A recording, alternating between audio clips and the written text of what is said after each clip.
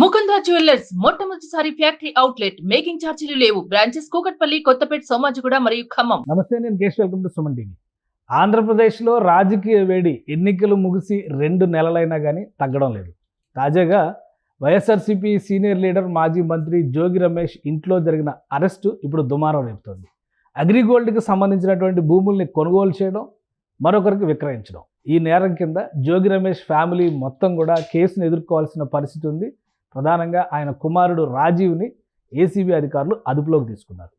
ఇది ఎటువంటి పరిణామాలకి దారితీయబోతోంది? జోగి రమేష్ చేసిన ఆరోపణల ప్రకారం కేవలం ఇది కక్ష సాధింపు అనే మాట ఎంతవరకు వాస్తవం? ఈ అంశాన్ని విశ్లేషించేటువంటి ప్రయత్నం చేద్దాం. మనతో పాటు పొలిటికల్ అనలిస్ట్ చందు శ్రీనివాస్ గారు ఉన్నారు. చందు శ్రీనివాస్ గారు నమస్కారం. ఏసీబీ రైడ్స్ జరగడం అంటే జనరల్గా ఉద్యోగులకు సంబంధించి యాంటీ కరప్షన్ కింద జరిగేటువంటి వ్యవహారాల కింద మనం వాటిని చూస్తాం. అయితే అనూహ్యంగా ఇక్కడ జోగి రమేష్ మాజీ మంత్రి, వైసీపీలో కీలకమైన నేత, సుదీర్ఘమైన రాజకీయ అనుభవం ఉన్నటువంటి వ్యక్తి, ఒక జప్తులో ఉన్నటువంటి భూమిని ఆయన స్వాధీనపరచుకుని లేదా ఆయన కుటుంబం స్వాధీనపరచుకుని మరొకరికి విక్రయించడం, ఇది ప్రధానమైనటువంటి ఆరోపణ. ఏంటి అసలు దీన్ని ఎలా చూడాలి? న్యాయ ప్రకారం, చట్ట ప్రకారం చాలా తప్పిది. ఇది అంబాపురంలో ఉన్న అగ్రిగోల్డ్ భూముల ల్యాండ్లు ఎవరు జోలికి పోకూడదు. ఇది సిఐడి జప్తులో ఉన్నాయి. అగ్రిగోల్డ్ ఆస్తులన్నీ కూడా జప్తులో ఉన్నప్పుడు అవి క్రయ విక్రయాలన్నీ జరగకూడదు. కానీ వీళ్ళు గత ప్రభుత్వంలో అధికారం మన చేతిలో ఉంది కదా అని చెప్పి ఉద్దేశంతో వాళ్ళు ఇష్టం వచ్చినట్టుగా క్రయ విక్రయాలు జరగటం, ఎర్లీ మార్నింగ్ 5ంటికి ఏసీబీ వాళ్ళు యాంటీ కరప్షన్ బ్యూరో ఎంటర్ చేయటం జరిగినాయో లేదు చూస్తే పత్రాలన్నీ కూడా స్వాధీనం చేసుకున్నారు. వాళ్ళ కుమారుడు రాజీవ్ A2గా దీంట్లో ఉన్నాడు. ఈ అగ్రిగోల్డ్ భూముల కుంభకోణంలో అతను అమెరికాలో మాస్టర్స్ చేశాడు. ఇక్కడ డెలాయిట్లో ఏదక్కడో ఉద్యోగం చేస్తూ ఉన్నారని చెప్పేసి అంటున్నారు. కానీ ఏదైనా ఎవరు ఉన్నతమైన పొజిషన్లు ఉన్నా, ఎక్కడ చదువుకున్నా చట్టం దృష్టిలో ఎవరైనా సమానలే. కాబట్టి ఇప్పుడు ఎవిడెన్స్ సిచ్యువేషన్గా సర్కమ్స్టాన్సెస్ ఎవిడెన్స్ దొరికినాయా లేదా అనేది చూస్తారండి. ఇక్కడ A1గా ఎవరున్నారు? Jogi Ramesh. A1, A2, A3 చూసి అంతా వాళ్ళ ఫ్యామిలీ మెంబర్స్ లిస్టే ఉన్నారు. ఇప్పుడు అసలు జప్తులో ఉన్నటువంటి భూముల్ని వాళ్ళ ప్రొటెక్షన్లో పెడతారు. సిఐడి ఆల్రెడీ అక్కడ ఒక నోటిఫికేషనో లేదా ఒక బోర్డో పెట్టి ఈ సిఐడి జప్తులో ఉన్న భూములని పెట్టేటువంటి పరిస్థితి. కొనేవాళ్ళు కూడా కొనడానికి భయపడేటువంటి పరిస్థితి ఉంటుంది కదా. అసలు క్రయ విక్రయాలు ఎలా జరిగినాయి? అదే ఇక్కడ క్వశ్చన్ ఏంటంటే, అధికార పార్టీ 5 సంవత్సరాలు వైసీపీ ఉంది. అంతకుముందు అగ్రిగోల్డ్ భూముల జోలికి టీడీపీ వాళ్ళు పోలా. ఎందుకంటే వాళ్ళు తెలుసు ఇవన్నీ కూడా సిస్టమ్ ఎలా ఉందనేది. కాకపోతే కొద్దిగా హాయిలాండ్ భూములు ఇవన్నీ కూడా అగ్రిగోల్డ్ ప్రాపర్టీసే.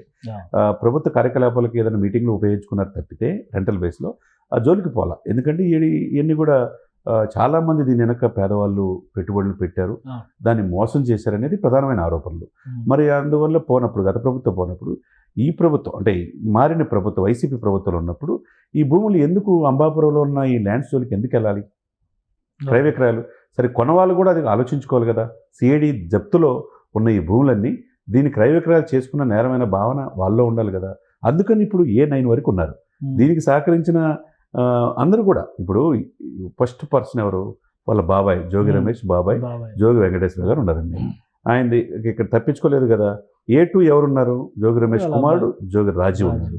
A3గా ఇక మీరు చెప్తున్న అడుచుమల్లి మోహన్ దాస్ కావచ్చు, లేకపోతే వెంకట సీతమ్మ, వీళ్ళందరూ మీడియేటర్సా లేదా కొనుక్కున్న వాళ్ళు? దానికి సహకరించిన వాళ్ళు, దాని వెనక పేర్లు ఎవరెవరి మీద క్రయ విక్రయాలు జరిగినాయి అనే పేర్లు, దానికి సహకరించిన గ్రామ సచివాలయ సర్వేయర్ కూడా దేదీప్తి అంట ఆమె కావచ్చు, మండల సర్వేయర్ కావచ్చు, డిప్యూటీ తహసీల్దార్ కావచ్చు, మొత్తం దీంట్లో కట్ చేస్తే 8 మంది ఉన్నారు. ఇవన్నీ కూడా ఎవిడెన్స్ దొరకకుండా వాళ్ళు ఎంటర్ కారు. ఎందుకంటే మీరు అన్నట్టు రాజకీయంగా సీనియర్ నాయకుడు, ఆయన మంత్రిగా చేశాడు. చివరిలో మంత్రి పదవి వచ్చింది. చంద్రబాబు నాయుడు గారి ఇంటి పైన ఆఫీస్ మీద దాడి చేసిన దాంట్లో కూడా నిందితుడిగా ఉన్నాడు జోగి రమేష్ గారు. అది పవన్ కళ్యాణ్ విషయంలో అనేక రకాలుగా మనం చూసాం, అనేక రకాల దుర్భాషలాడిన వ్యక్తి. సరే, జగన్మోహన్ రెడ్డి గారికి అత్యంత విధేయుడు. ఇప్పుడు అదే కదా మీకు కనపడేది. ఇప్పుడు ఇవన్నీ కక్షపూరితంగా జరుగుతున్నటువంటి చర్యలు.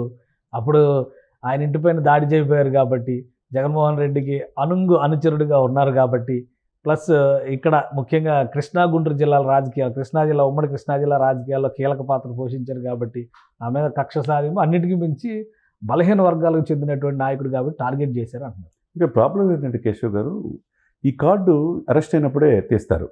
అప్పుడు దాకా మీరు ఎంతమంది బలహీన వర్గాల కోసం మీరు కృషి చేశారా? ఎంతమందిని మీరు తక్కువ రాజకీయాల్లో పైకి వచ్చారు? ఎంతమందిని గత ప్రభుత్వంలో ఇబ్బంది పెట్టారనేది కనపడవా? అప్పుడేమైంది? ఇది ఇప్పుడు ఏంటి అరెస్ట్ చేసేదానికి నా కుమారుడు అమెరికాలో మాస్టర్స్ చేశాడు, ఉన్నతమైన విద్య, నా జోలికి రండి, కానీ మా కొడుకు జోలికి వస్తాయంటే ఎందుకు వస్తారు ఏసీబీ వాళ్ళు? యాంటీ కరప్షన్ బ్యూరో అంటే ఏంది? అవినీతి ఆరోపణలు వచ్చినప్పుడు ప్రభుత్వ ఇదిలో ఉన్నప్పుడు తనఖా పెట్టిన ఆస్తుల్ని డాక్యుమెంట్స్ దొరికినాయి, ఇంట్లో పక్కకు దొరికినాయి. లేకపోతే A1 నుంచి A3 A8 వరకు మీరు ప్రధానంగా మీరే ఎందుకు అంబాపురంలో ఈ ల్యాండ్ విక్రయాలు చేశారు? ఆంధ్రప్రదేశ్ రాష్ట్రంలో ఎవరి మీద ఆరోపణలు రానప్పుడు మీ మీద ఎందుకు వచ్చినాయి? ఒక విషయం, ఈ కేసుతో ఇంకొక విషయం క్లారిటీ ఏమొచ్చిందంటే, వైసీపీ లీడర్ల పిల్లలందరూ విదేశాల్లోనే చదువుకున్నట్టు ఉన్నారు. మొన్న మధ్య చెవిరెడ్డి భాస్కర్ రెడ్డి గారి కొడుకుని అరెస్ట్ చేస్తే విదేశాల్లో చదువుకున్నాడని వీధుల్లో తిప్పుతున్నారు అన్నారు. ఇప్పుడు ఈయన కూడా విదేశాల్లో చదువుకుని వచ్చినవాడు అమాయకుడు, అసలు ఆయనకి ఏమీ తెలియదు అంటున్నారు. కానీ రిలీజ్ చేసినటువంటి అంశాల ప్రకారం చూస్తే డాక్యుమెంట్స్ అన్నీ ఆయన పేరు మీద ఉన్నాయి, ఆయన సంతకాలు ఉన్నాయి కాబట్టి ఆయన తీసుకున్నామని చెప్పని ఏసీబీ నుంచి ఇన్ఫర్మేషన్ వస్తున్నటువంటి పరిస్థితి. ఎందుకు వీళ్ళని టార్గెట్ చేసి నిజంగానే అదుపులోకి తీసుకుంటున్నటువంటి వ్యక్తులుగా మనం చూడాలా? రాజకీయ కక్ష సాధింపులో భాగంగా ఇవన్నీ జరుగుతున్నాయి అనుకోవాలి. ఇక్కడ కక్ష సాధింపు ఏముండదండి, మీరు తప్పు చేయనప్పుడు ఎందుకు భయపడాలి? అదేవిధంగా ఇప్పుడు లోకేష్ బాబు కూడా స్టాన్ఫోర్డ్ యూనివర్సిటీ చదివాడు. స్టాన్ఫోర్డ్ యూనివర్సిటీ చదువుకున్నా కానీ అతను అనేక రకాలుగా పప్పు దేనికి రాజకీయాలు పనికిరాడు అని చెప్పేసి రకరకాలుగా ఆయన్ని ఇబ్బంది పెట్టారు. మనం అంతా చూసాం. ఇప్పుడు ఆయన ఉన్నతమైన విదేశాల్లో చదువుకున్నాడు. ఈయన అమెరికాలో చదువుకోవచ్చు, లేదా రాజీవ్ గారు కావచ్చు. తర్వాత మీరు అన్నట్టు మోహిత్ వాళ్ళు దుబాయ్ వెళ్తుంటే మొన్న అరెస్ట్ చేసి ఆ కేసులో అరెస్ట్ చేసిన తీరు కూడా మనం చూసాం. ఏదైనా కానీ తనకి ఇబ్బంది వస్తే కానీ తెలియదు అన్నట్టుగా ఉంది. గత ప్రభుత్వ హయాంలో ఏం చేసినా మేము కరెక్టే అనుకుంటే మరి మీరు దొరికారు కదా. ఇప్పుడు చట్టం దృష్టిలో సిఐడి కావచ్చు, ఏసీబీ కావచ్చు, వాళ్ళు ఏం చేస్తారు? ప్రభుత్వ ఆస్తుల్ని అన్యాయకరంతంగా ఆక్రమించుకుంటేను, లేకపోతే ప్రభుత్వం జప్తు చేసిన భూముల్ని సిఐడి వాళ్ళని మీరు దోచుకుంటేనో అరెస్ట్ చేస్తారు. ఇప్పుడు అదే ఎవిడెన్స్ దొరికింది కాబట్టి చట్టం దృష్టిలో ఎవరైనా సమాలండి, దీనికి ఎవరు ఎగ్జంప్షన్ కాదు. అది ముఖ్యమంత్రి, ప్రధానమంత్రి, రాష్ట్రపతి కాదు. కాబట్టి ఎవిడెన్స్ దొరికినాయా లేదా, సిచ్యువేషన్గా అక్కడ మీరు ఆ క్రిమినల్ కాన్స్పిరెన్సీ మోసపూరితమైన కుట్రలో మీ అబ్బాయి భాగస్వామిగా ఉన్నాడా లేదా?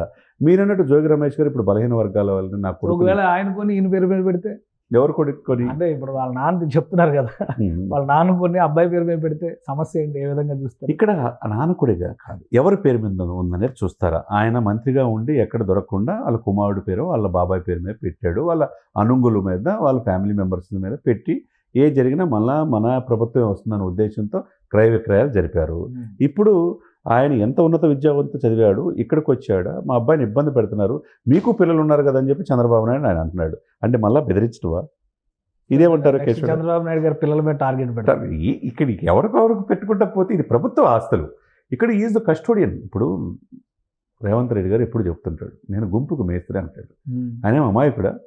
ఒక కార్పెంటర్ స్థాయి నుంచి, ఒక చిన్న ఎలక్ట్రీషియన్ వర్క్ చేసుకుంటా, ఒక రిపోర్టర్ స్థాయి నుంచి ముఖ్యమంత్రి అవుదామని 25 సంవత్సరాల వయసులో ఫిక్స్ చేసుకున్నాడు. విమర్శించారు, హేళన చేశారు, నన్ను అనేక రకాల ఇబ్బంది పెట్టారు, కానీ ముఖ్యమంత్రి అయ్యాడు. అయిన తర్వాత ఏమన్నాడు? ప్రభుత్వ ఆస్తులకి నేను కస్టోడియన్ మాత్రమే, పెద్ద మేస్త్రిని అన్నాడు. కాబట్టి ఇక్కడ ప్రభుత్వ ఆస్తులు తనఖా పెట్టుకున్న ఆస్తుల్ని కోర్టులో ఉన్న వాటిని మీరు క్రయ విక్రయాలు జరిపితే నేరం కదా. అప్పుడేమైంది?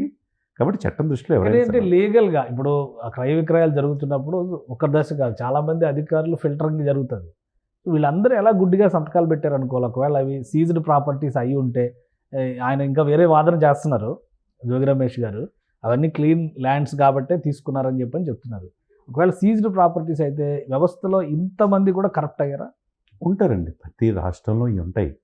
వాళ్ళు ఏంటంటే వాళ్ళ అప్పనంగా డబ్బులు వస్తున్నాయి, జీవితంలో ఈ రిజిస్ట్రేషన్ చేస్తే ఈ 10 ఎకరాల ల్యాండ్ మన జీవితం సెటిల్ అయ్యింది, మన ఫ్యామిలీ మన బిడ్డలు బాగుంటారు, అదే ఆలోచిస్తారు అక్కడ.